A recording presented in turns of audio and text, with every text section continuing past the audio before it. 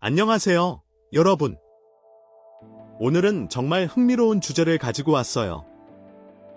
우리는 화성에 탐사선을 보내고 인공지능으로 고대 언어를 해독하고 심지어 바다 밑바닥을 지도로 만들었죠. 하지만 여기 지구상에는 최고의 전문가조차 들어갈 수 없는 금지된 고고학 유적지가 있어요. 어떤 사람들은 이게 깨지기 쉬운 유물을 보호하기 위해서라고 말하지만 다른 사람들은 숨겨진 의도나 정부의 비밀이 있는 게 아닌가 의심해요. 오늘 함께 전 세계에서 가장 접근이 금지된 유적지들, 경비가 삼엄한 폐허, 봉인된 동굴, 그리고 너무 신성해서 건드릴 수 없는 장소들을 탐험해 볼게요.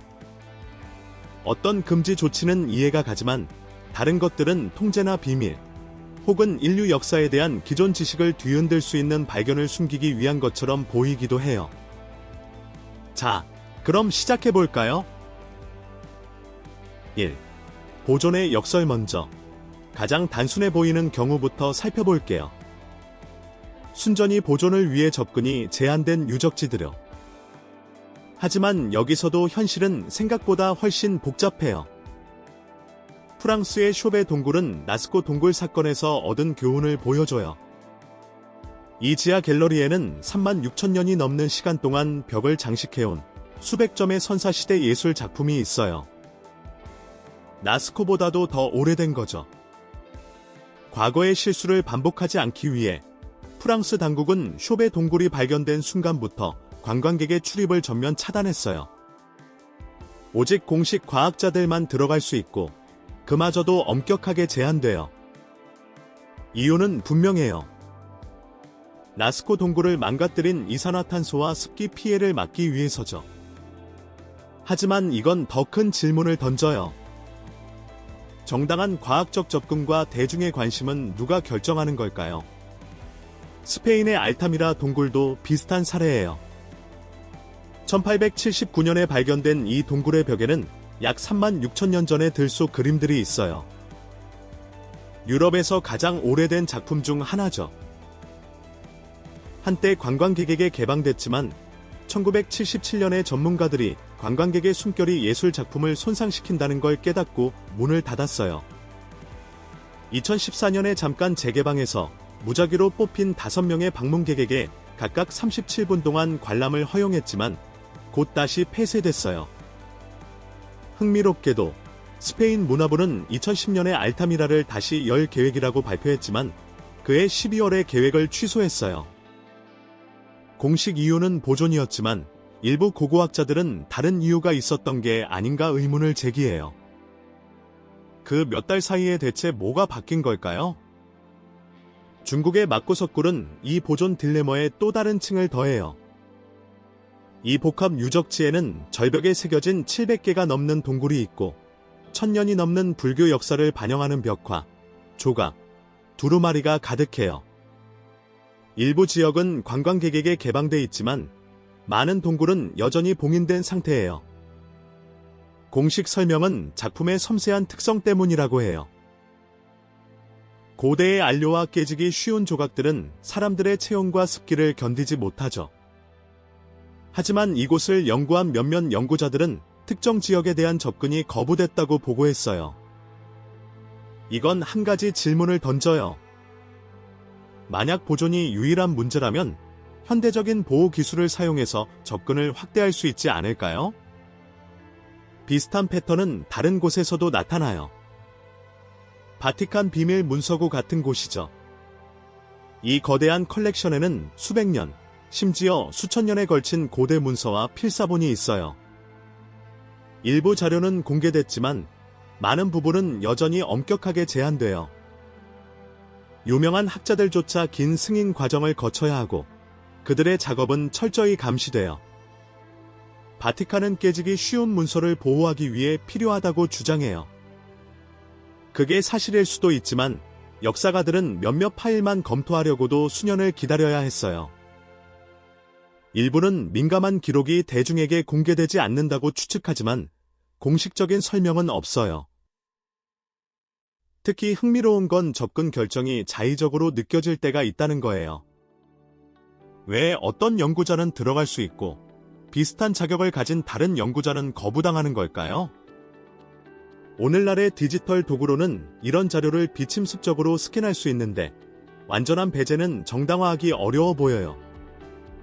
이 보존 논쟁은 대륙을 가로질러 이어져요. 반복해서 우리는 보존이라는 타당한 이유가 필요 이상으로 제한을 정당화하는 데 사용되는 걸 봐요. 어떤 경우에는 보존이 민감한 역사적 자료에 대한 접근을 제한하는 핑계로 쓰이는 것처럼 보이죠. 그렇다면 보존과 우리의 공유된 역사를 탐험할 대중의 권리 사이에서 어디에 선을 그어야 할까요? 여러분은 우리가 역사를 보존하고 있다고 생각하시나요? 아니면 숨기고 있다고 생각하시나요? 여러분의 생각을 알려주세요. 보존이냐, 통제냐? 댓글로 의견 남겨주시고 저와 함께 이야기 나눠요. 2. 정치적 전장과 잃어버린 보물 세계에서 가장 중요한 고고학 유적지 중 일부는 정치적 불안정의 소용돌이에 휘말려 귀중한 역사적 랜드마크가 접근 불가능한 지역이 됐어요. 하지만 더 깊이 파고들면 고고학과 정치가 오랫동안 밀접하게 연결되어 있다는 게 분명해지죠. 리비아 해안의 넵티스 마그나를 예로 들어볼게요. 기원전 500년 이전의 푸닉 정착지로 처음 세워진 이 고대 로마 도시는 셉티미우스 세베루스 황제 시절의 전성기를 맞았어요. 수세기에 걸친 전쟁 끝에 기원 후 647년경 버려졌고 20세기 초 이탈리아 고고학자들이 재발견할 때까지 묻혀 있었죠. 발굴 작업으로 놀라운 예술품, 사슴을 사냥하는 전사, 검투사들의 전투 장면, 그리고 수세기 동안 보존된 정교한 조각들이 드러났어요. 하지만 오늘날 넵티스 마그나는 리비아의 지속적인 불안정으로 인해 관광객에게 폐쇄돼 있어요. 언론 자격증과 안전장비를 갖춘 소수의 연구자만 들어갈 수 있죠. 이런 불안정한 지역에서는 법 집행이 사라지면서 유적지가 취약해져요. 보호 인프라가 무너지면 약탈과 손상이 늘어나고 귀중한 유물이 기록조차 되기 전에 암시장으로 사라질 수 있어요. 이라크의 하트라 역시 비슷한 비극을 보여줘요. 알렉산더 대왕의 사후 기원전 4세기에 세워진 이 종교 중심지는 파르티아 시대에 가장 잘 보존된 도시 중 하나였어요. 1907년에 독일 고고학자들이 처음 연구했지만 수십 년간의 전쟁과 2015년에 있었던 표적 공격으로 동상과 구조물이 크게 파괴됐어요. 많은 것이 제대로 기록되기 전에 사라져 어떤 지식이 영원히 사라졌는지 우려를 낳고 있죠. 상황은 정치가 접근 결정과 얽힐 때 더 복잡해져요. 일부 연구자들은 위험하다고 여겨지는 지역의 상황이 개선된 후에도 오랫동안 폐쇄된다고 지적해요. 이로 인해 모든 제한이 순전히 안전 때문인지 아니면 다른 고려 사항이 영향을 미치는지에 대한 논쟁이 벌어지고 있죠.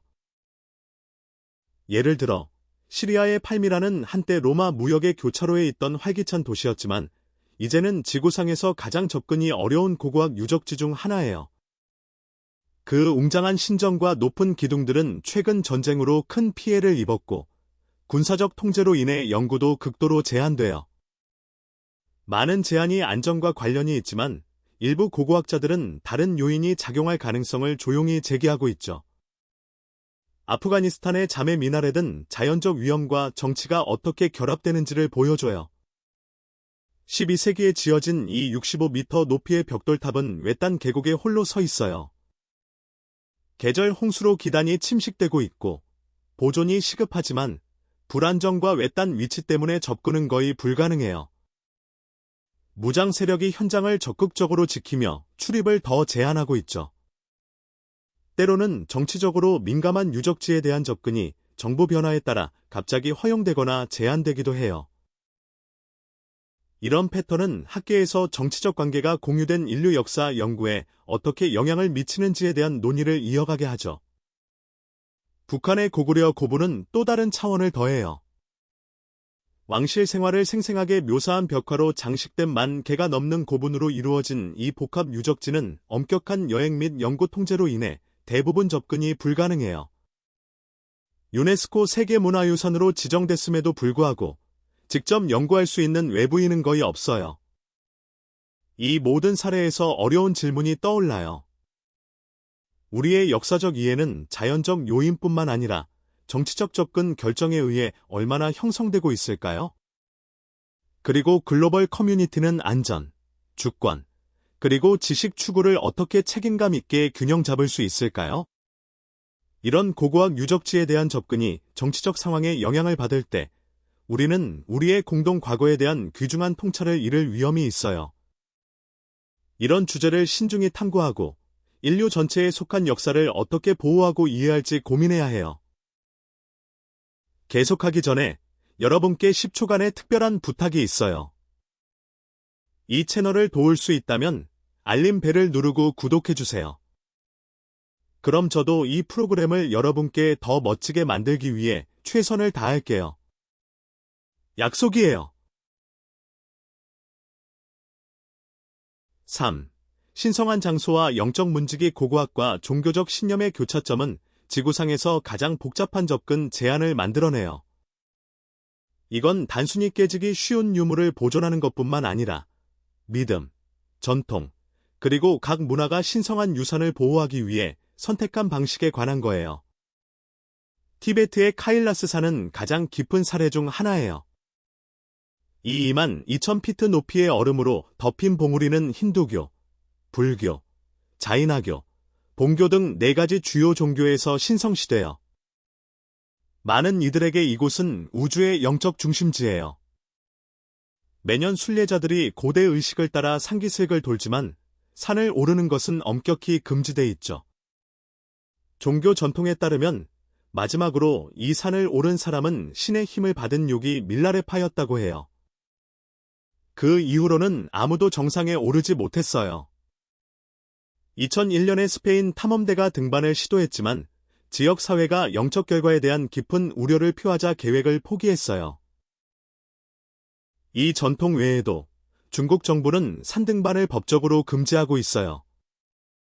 위험한 날씨, 영하의 기온, 강한 바람, 갑작스러운 폭풍과 함께 카일라스 산은 접근이 거의 불가능해졌어요. 일부 연구자들은 이곳의 고고학적 중요성이 크게 탐구되지 않았다고 믿지만 문화적, 영적 경계를 완전히 존중해요. 상기슬에는 고대 유물을 보관한 사원이 있다고 믿는 이들도 있어요.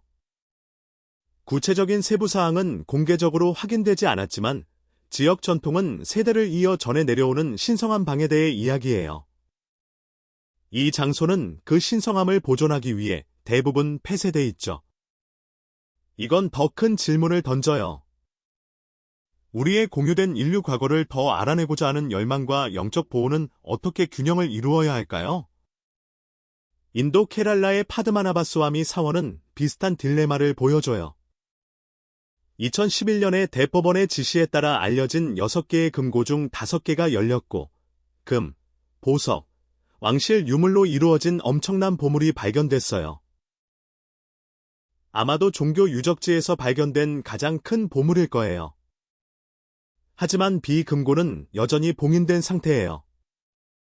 사원을 관리하는 트라방코르 왕가는 이 금고가 종교적 관습과 관련이 있어 건드려서는 안 된다고 주장해요.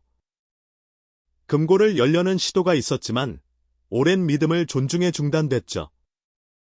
2020년에 인도 대법원은 이 금고를 열지 않기로 판결했어요. 일부 역사가들은 문화 연구를 위해 조사하고 싶어 하지만 영적 전통을 우선시하는 의견이 우세해요. 이 상황은 믿음에 기반한 결정과 고고학적 호기심 사이의 섬세한 균형을 보여줘요. 또 다른 사례는 에티오피아 정교회가 언약궤를 보관하고 있다고 주장하는 경우예요. 지역 전통에 따르면 성경의 유물은 악숨의 성마리아 시온 교회에 있어요. 오직 한 명의 선택된 수도사만 그것을 볼 수 있고 외부 관찰자는 접근이 허용되지 않아요. 이 관행은 종교적 경외심에 뿌리를 두고 있어요. 독립적인 검증을 막지만 지역 사회의 영적 관리에 대한 헌신을 반영하죠. 학자들은 이런 믿음을 존중하는 것이 과학적 탐구를 제한하더라도 중요하다고 인정해요. 호주의 울루루도 토착 전통의 중요성을 보여줘요. 아난구 부족은 이곳을 신성하게 여기며 2019년에 등반이 공식적으로 금지됐어요. 고대 그림과 구전 역사를 담고 있는 동굴 시스템의 일부는 문화적 존중을 위해 제한돼 있어요. 연구자들의 접근이 제한되지만 이는 조상 땅에 대한 토착 권위를 존중하는 한 걸음이에요. 과학자들은 신성한 공간을 훼손하지 않으면서 존중하며 배우기 위해 지역 사회와 협력하고 있죠. 이 모든 사례에서 한 가지 주제가 떠올라요. 인류의 역사를 이해하려는 열망과 영적 전통을 존중하는 것은 어떻게 조화를 이루어야 할까요? 쉬운 답은 없어요. 어떤 유적지는 몇 세대 동안 손대지 않을 수도 있고, 다른 곳은 신앙 지도자와 과학자 간의 협력으로 열릴 수도 있죠. 분명한 건 종교적 관리와 고고학적 탐험이 반드시 충돌할 필요는 없다는 거예요. 세심한 대화와 상호 존중으로 공존할 수 있어요. 4. 정보의 비밀과 기밀 발견. 이제 정말 흥미롭고 약간 불안한 이야기가 시작돼요. 어떤 고고학 유적지는 단순히 보존이나 종교적 이유로 제한된 게 아니라 정부의 기밀 분류, 엄격한 보안, 그리고 의문을 낳는 제한된 접근으로 관리돼요. 미국의 국립문서복관소는 역사 보존과 정보 통제가 어떻게 겹칠 수 있는지를 보여줘요. 대중은 헌법이나 독립선언서 같은 중요한 문서를 볼 수 있지만 많은 파일은 자격 있는 연구자조차 접근할 수 없어요. 잘 알려진 예는 존 F. 케네디 대통령 암살과 관련된 문서예요. 수십 년간 많은 정보가 공개됐지만 일부는 여전히 기밀로 남아 있어요. 국가 안보를 이유로 특별 허가를 받은 공무원만 접근할 수 있죠. 60년이 넘은 지금도 이 지속적인 기밀 유지로 인해 숨겨진 게 무엇인지 궁금증이 커져요. 냉전 시기의 핵 연구 관련 문서도 엄격히 보호되고 있어요. 특별 훈련을 받은 소수의 전문가만 접근할 수 있죠. 공식 이유는 내용의 민감성 때문이지만 일부는 보존 자체만으로 이런 엄격한 비밀 유지가 정당화되는지 의문을 제기해요. 가끔 역사적 미스터리는 민간 전설과 논쟁으로 이어져요. 1909년에 애리조나 가제트에 실린 기사에서는 탐험가 지. 킹케이드가 그랜드 캐니언 벽 높은 곳에서 고대 이집트 유물과 비슷한 물건이 있는 동굴을 발견했다고 주장했어요. 스미소니언 연구소는 그런 유물이나 동굴에 대한 기록이 없다고 밝혔죠. 수년간 이 이야기는 추측과 호기심을 불러일으켰지만 확인된 증거는 없어요. 또 다른 예는 영국령 인도양 지역의 디에고 가르시아 섬이에요. 1970년대에 군사기지로 용도가 변경된 이 섬은 이후 일반인의 출입이 차단됐어요. 일부 역사가들은 지역 주민들이 이주하기 전에 존재했을 고고학적 자료에 관심을 보였지만 공개된 연구는 거의 없어요. 이 상황은 군사지역이 문화유산의 보존과 연구에 어떻게 영향을 미칠 수 있는지를 보여줘요. 남극은 또 다른 미스터리를 제공해요. 이 대륙은 국제조약으로 보호받고 있으며 접근은 엄격히 통제돼요. 연구는 특정 지역에서만 허용되며 주로 환경과학에 초점이 맞춰져 있죠. 일부 연구자들은 더 깊은 탐사가 언젠가 얼음 아래 고대 지질학적 또는 인류의 역사를 드러낼 수 있다고 제안하지만 물류 및 법적 장벽으로 인해 그런 작업은 극도로 어렵죠. 애리조나주 피닉스 근처의 슈퍼스티션 산맥은 험준한 지형과 잃어버린 보물 이야기로 유명해요. 공식적으로 제한되지는 않았지만 이 지역의 혹독한 환경은 수년간 수많은 실종 사건을 낳았어요. 이런 사건들은 탐사에 대한 조심스러운 분위기를 만들었죠. 일부는 이 지역의 아메리카 원주민 역사와 관련된 중요한 유적지가 있을 거라 믿지만 접근과 연구는 제한적이에요. 이 모든 사례에서 공통 주제가 떠올라요. 안전, 보존, 국가 안보라는 공식 설명은 타당하지만 때로는 추측의 여지를 남겨요. 질문은 이거예요. 책임 있는 관리가 어디서 끝나고 선택적 통제가 시작되는 걸까요? 인류 역사를 이해하려면 접근, 투명성, 협력이 필요해요. 특정 유적지를 보호해야 할 좋은 이유가 있지만 지속적인 제한은 우리의 과거 이해를 풍부하게 할 발견을 방해할 수 있어요. 우리는 매주 금지된 역사 속으로 깊이 들어가니까 고대 비밀, 숨겨진 무덤. 기술 음모에 관심이 있다면 구독 버튼을 누르고 탐험에 동참하세요. 5. 기술 역설과 현대적 제안 고고학 발견에 관심 있는 사람이라면 깊이 우려할 만한 게 있어요. 우리는 전례 없는 기술 능력을 가진 시대에 살고 있지만 고고학 유적지가 그 어느 때보다 더 많이 제한되고 있어요.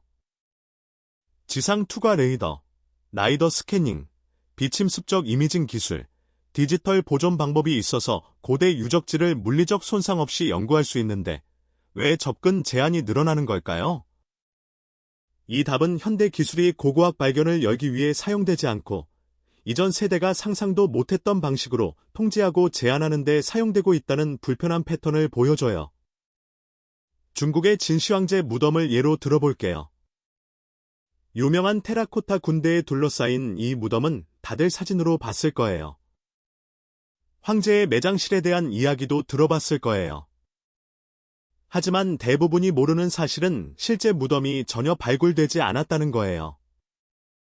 2000년 넘게 봉인된 상태로 연구자들은 테라코타 전사들을 조사했지만 황제의 매장실 안은 절대 볼 수 없었죠. 공식 설명은 발굴이 유적지를 손상시킬 수 있다는 거예요. 무덤에는 사후 세계에서 황제를 보호하기 위해 수은이 가득하다고 알려져 있어요. 발굴은 화학 반응을 일으켜 귀중한 유물을 파괴할 수 있죠. 고고학자들이 주변 토양을 테스트했을 때 위험한 수은 농도가 확인돼 이 우려를 뒷받침했어요. 하지만 흥미로운 점은 현대 기술이 이 문제를 쉽게 해결할 수 있다는 거예요. 원격 감지 장비, 로봇 탐사 장치, 격리 시스템으로 수은이나 다른 위험에 인간을 노출시키지 않고 안전하게 조사할 수 있어요. 기술은 존재하는데 중국 당국은 여전히 어떤 조사도 금지하고 있죠. 또한 황제가 무덤의 침입을 막기 위해 치명적인 부비 트랩을 설치했다는 전설도 있어요. 일부 고고학자들은 2000년이 지난 지금도 이 고대 보안 시스템이 작동할까봐 두려워해요. 하지만 다시 말해, 현대 로봇 기술은 이런 장치를 쉽게 탐지하고 무력화할 수 있어 인간 연구자를 위험에 빠뜨리지 않아요. 진짜 질문은 이거예요. 중국 당국이 발견되길 원치 않는 무덤 안에 뭐가 있을까요? 황제는 불멸에 대한 집착과 첨단 기술에 대한 믿음으로 유명했죠. 만약 무덤의 공식 역사 서사와 맞지 않는 지식이나 능력의 증거가 있다면요. 이런 구식 안전 우려를 현대적 제한의 정당화로 사용하는 패턴은 전 세계 유적지에서 나타나요. 캐나다 엘버타주 밴프 국립공원의 캐슬가드 동굴은 캐나다에서 가장 긴 동굴 시스템으로 로키 산맥 아래로 20km 넘게 뻗어 있어요. 이곳은 북아메리카에서 가장 제한된 고고학 유적지 중 하나이기도 하죠. 이 동굴에는 플로우스톤, 큐빅 펄, 소다스트로 같은 희귀한 형성물이 있어 거의 인공적으로 보일 정도로 완벽해요. 이곳은 북아메리카에서 빙하 아래에 위치한 유일한 동굴로 뒷부분은 두꺼운 얼음마개로 봉인돼 있죠. 환경은 터무니없이 깨지기 쉬워 작은 실수로도 손상될 수 있어요. 접근은 캐나다 공원청의 특별 허가를 받은 과학 연구자들에게만 제한되며 그들조차 위험을 감수해야 들어갈 수 있어요. 공식 설명은 환경보호와 복잡한 동굴 시스템에서 길을 잃을 위험 때문이라고 해요. 동굴 탐험가들은 얼음 같은 조건에서 며칠씩 지하에 캠핑하며 탐사하죠. 하지만 현대 동굴 탐사 기술은 놀라울 정도로 발전했어요. 지하에서도 작동하는 GPS 시스템, 지상팀과 연락을 유지할 수 있는 통신장치, 위험한 상황을 미리 감지할 수 있는 환경 모니터링 장비가 있죠. 캐슬가드 동굴을 안전하게 탐사할 기술은 존재하는데 접근은 여전히 엄격히 제한돼 있어요. 특히 의심스러운 건 동굴의 일부 형성물이 거의 인공적으로 보인다는 설명이에요. 만약 캐슬가드 동굴에 당국이 공개하고 싶지 않은 고고학적 발견이 있다면요. 극단적인 제한은 명시된 환경적 우려에 비해 과도해 보여요. 더 불안한 건 현대 스캐닝 기술이 고고학 유적지를 식별한 뒤 즉시 접근 금지로 분류하는 방식이에요. 레이저 빛으로 지형을 스캔해 숨겨진 구조물을 찾아내는 라이더 기술은 고고학 발견을 혁신했어요. 하지만 새로운 유적지를 탐사 가능하게 하기보다는 나이더로 발견된 유적지는 곧바로 엄격한 접근 제한이 있는 보호구역으로 지정되죠. 최근 나이더 스캔으로 중앙아메리카의 거대한 고대 도시, 아마존의 광범위한 정착 네트워크, 동남아시아의 복잡한 고고학 유적지가 발견됐어요. 하지만 이런 발견을 축하하고 연구에 개방하기보다는 정부와 기관은 새로 발견된 유적지를 즉시 보호구역으로 지정하며 접근을 엄격히 제한해요. 공식 설명은 항상 보존이지만 이런 제한이 시행되는 속도는 다른 동기를 암시해요. 마치 독립연구자들이 조사하기 전에 유적지를 의도적으로 접근 금지로 만들려는 체계적인 노력이 있는 것처럼 보여요. 바티칸의 비밀 문서고에 대한 접근 방식은 현대 기술이 접근 문제를 해결할 수 있지만 활용되지 않는 또 다른 예예요. 바티칸은 많은 문서가 너무 깨지기 쉬워 다룰 수 없다고 주장하며 접근을 제한해요. 하지만 현대 디지털 스캐닝 기술은 원본을 전혀 만지지 않고 완벽한 복제본을 만들 수 있죠. 고해상도 스캐닝, 다중 스펙트럼 이미징, 3차원 문서화 기술은 고대 필사본이 모든 세부 사항을 보존하면서 전 세계 연구자들에게 제공할 수 있어요. 바티칸 문서고 전체를 손상 없이 디지털화할 기술은 존재해요. 하지만 바티칸은 소수의 사전 승인된 학자만 접근할 수 있도록 물리적 제한을 유지하고 있죠. 이건 보존이 진짜 문제가 아님을 시사해요. 만약 그랬다면 바티칸은 문서를 보호하면서 접근을 확대할 디지털 보존 방법을 적극 채택했을 거예요. 대신 역사적, 정치적으로 민감할 수 있는 정보를 통제하기 위해 보존을 핑계로 쓰고 있죠. 이 패턴은 수중고고학 유적지에도 이어져요. 현대 기술로 탐사가 더 안전하고 비침습적이 됐지만 말이죠. 서우주 연안의 바타비아 난파선이 완벽한 예예요. 1629년에 난파된 이 네덜란드 동인도 회사 선박은 반란과 대량 살인으로 이어진 끔찍한 생존 이야기를 남겼어요. 오늘날 이 난파선은 다이빙이 금지된 보호된 고고학 유적지예요. 공식 설명은 역사적 유물과 유적의 보존 때문이죠. 하지만 원격 조종 차량과 비침습적 스캐닝 방법을 포함한 현대 수중 고고학 기술은 아무것도 건드리지 않고 철저히 조사할 수 있어요.